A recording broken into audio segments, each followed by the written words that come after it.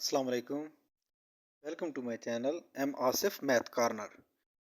Today we will learn about Lagrange theorem. What is Lagrange theorem? And we prove it. Let's start.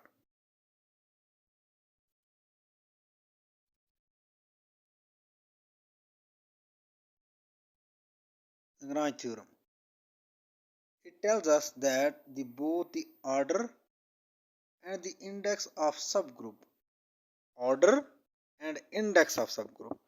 Order means number of elements in the group 2, 3, 4, whatever, and index means number of cosets of subgroup in G of a finite group divides the order of group. It says that the order of subgroup, for example, order of group is 8 and order of its subgroup is 4, then the order of subgroup divides the order of group. Similarly, he tells that index means all the cosets of subgroup in group G. The number of subgroups also divides the order of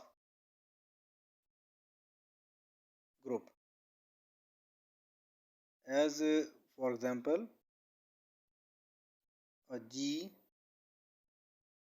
has elements 1, 3, 5 and 7 with respect to modulo 8. So its subgroup is 1 and 3,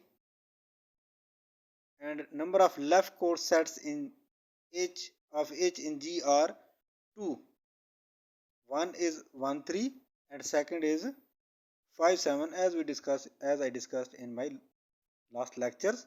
So here we see that the number of cosets are 2. We divide the number of order of group G, and the number of cosets are also 2. That also divides the order of group. Let's start the proof. Let H be a subgroup of order M, means M is the order of H, a finite group G of order N, and the order of G is N. N elements are there in G and M elements are there in H. And let K be the index. Index means let K are the number of cosets of H in G. So all the left cosets of H are A H1, A2H and AK, because the order of H is, because the number of cosets are K. Here A1 belongs to G and H is subset. A2 also belongs to G, A3 also belongs to, and as the number of elements in H are M and the number of cosets are K, we have to prove that this MK divides N. This MK divides N. It means that M also divides N K times and K divides N M times.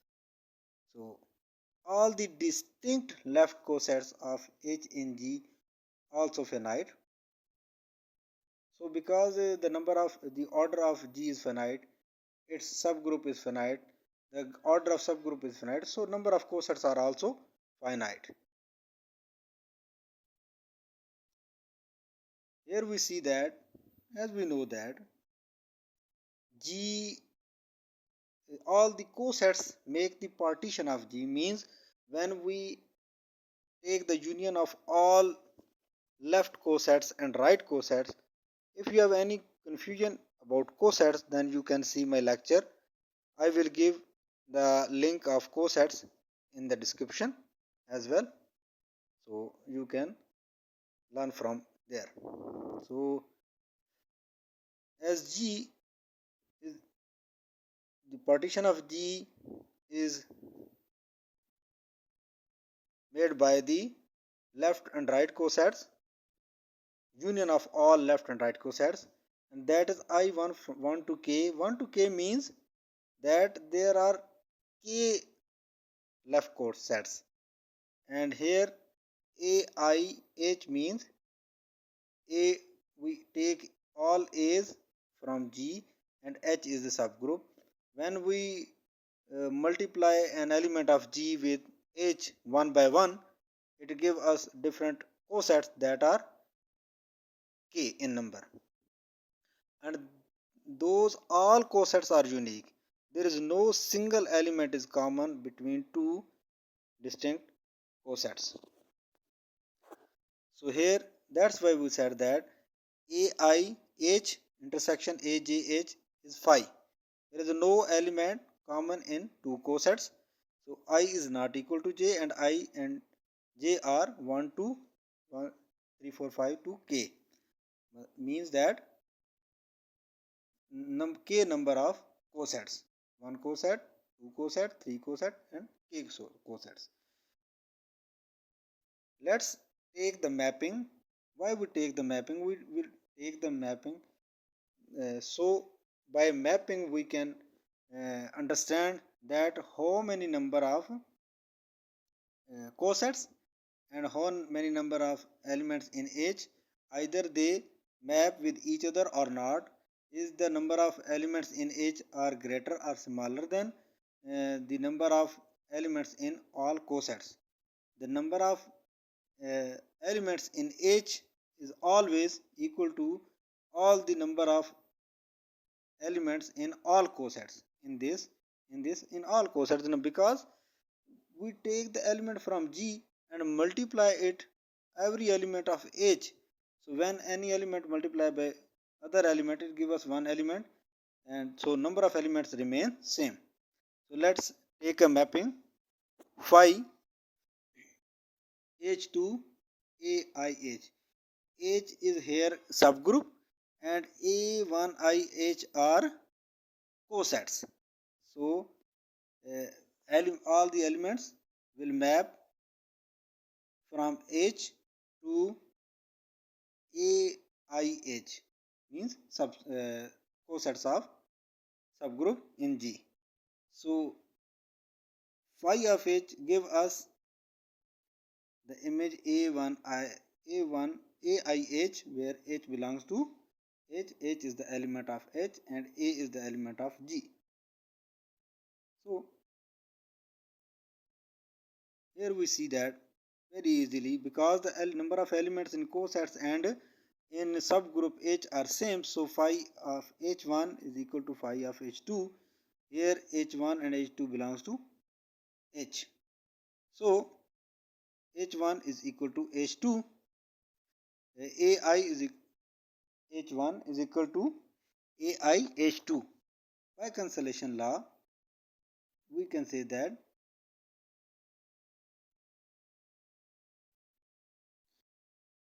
by cancellation law implies that H1 is equal to H2. The phi is 1 to 1. Hence the number of, this is very important thing. Hence the number of elements in H and AIH, H mean subgroup and AIH mean cosets, is same for I1 to K. These are number of cosets. So as H has m elements and each AIH also has m elements, here we prove that number of elements are same. So for I is equal to 1 to k, so, and G, we know that G is equal to all the union of cosets of H in G. So the number of cosets, the number of elements in cosets and the number of elements in subgroup are same. So as the number of elements in H are m, so we add m k times, because the number of cosets are k and m is the order of subgroup. So when we add them, this will be equal to km, k times m or m times k. So here it's proved that n is equal to km, which means that this k also divides n by m time, and this m also divides this n by k time. Both m and k, the order of index of h in G, divides n, the order of G. Here the proofs, and I hope you understood. If any query regarding this theorem, you may comment me. If you like my videos, then share it, because your share can be helpful for others. Thank you.